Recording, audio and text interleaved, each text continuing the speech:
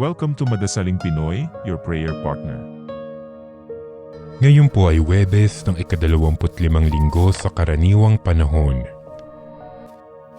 Ang mabuting balita ng Panginoon ayon kay San Lucas.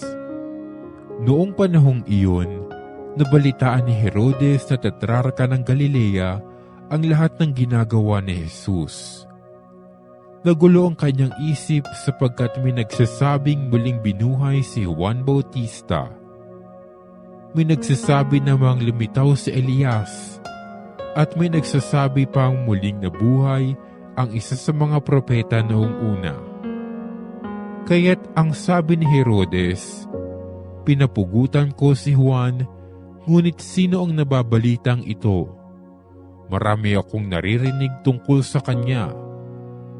At pinagsikapan niyang makita si Jesus.